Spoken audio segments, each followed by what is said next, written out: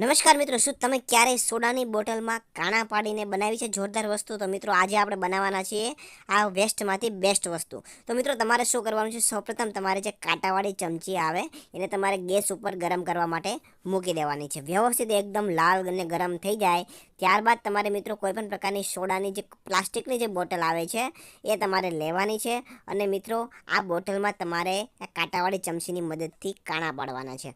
હવે મિત્રો તમને જણાવી દઉં કે કાણા કઈ રીતના પાડવાના છે. તો મિત્રો જે કોલ્ડ્રિંક્સની ખાલી બોટલ હોય તેમાં તમારે મિત્રો માત્ર ને માત્ર ઉપરના ભાગમાં, ઉપરથી અડધો સુધીનો વચ્ચેનો ભાગ આવે, અડધી બોટલ થાય ત્યાં સુધી તમારે વ્યવસ્થિત કાણા પાડતા જવાના છે. તમે વિડીયોમાં જોઈ શકો છો તે રીતના ઉપરના ભાગમાં તમારે વ્યવસ્થિત લાઇનમાં કાણા પાડવાના છે.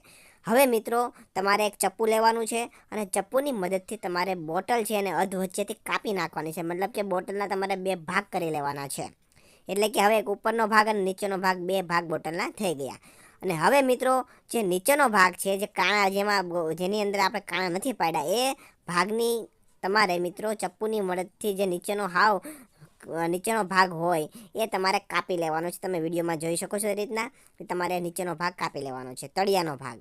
હવે મિત્રો જે નીચેના તળિયાના ભાગ છે એને તમારે લેવાનો છે મિત્રો, અને તેની અંદર તમારે મિત્રો 5 થી 6 ચમચી જેટલું તમારે મીઠું નાખવાનું છે.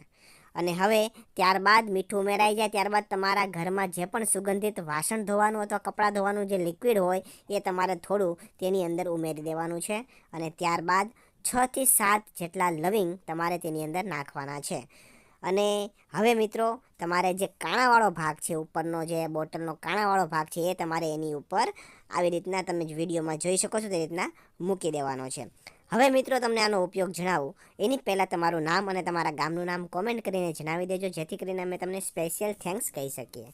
તો મિત્રો લાસ્ટ વિડીયોનું સ્પેશિયલ થેન્ક્સ નીરુબેન જોશીને નડિયાદથી, વિમલાબેનને વણેતીથી, મનુભાઈ જોશીને ડુચકવાડાથી, પ્રવીણભાઈ પરમારને ડેસર ગામથી અને રમેશકુમાર બામણિયાને સંતરામપુરથી જાય છે.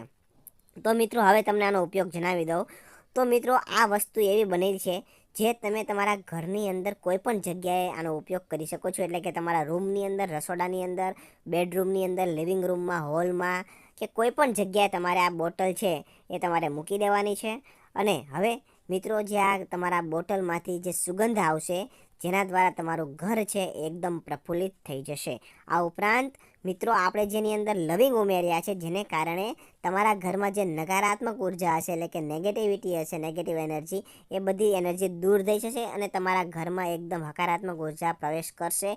તમારા ઘરમાં સુગંધ પણ આવશે, તમારું ઘર પ્રફુલ્લિત પણ બની જશે. તો મિત્રો આવી રીતના તમે આ એક વેસ્ટમાંથી બેસ્ટ વસ્તુ બનાવી શકો છો અને તમારા ઘરને એકદમ પ્રફુલ્લિત અને હકારાત્મક ઉર્જાથી ભરી શકો છો. તો મિત્રો તમને મારો આ વિડીયો પસંદ આવ્યો હોય તો વિડીયોને લાઇક કરજો, શેર કરજો અને આવા જ નવા વિડીયો જોવા માટે આપણા ફેસબુક પેજને ફોલો કરી દેજો અને યુટ્યુબ ચેનલને પણ સબસ્ક્રાઈબ કરી દેજો. ધન્યવાદ.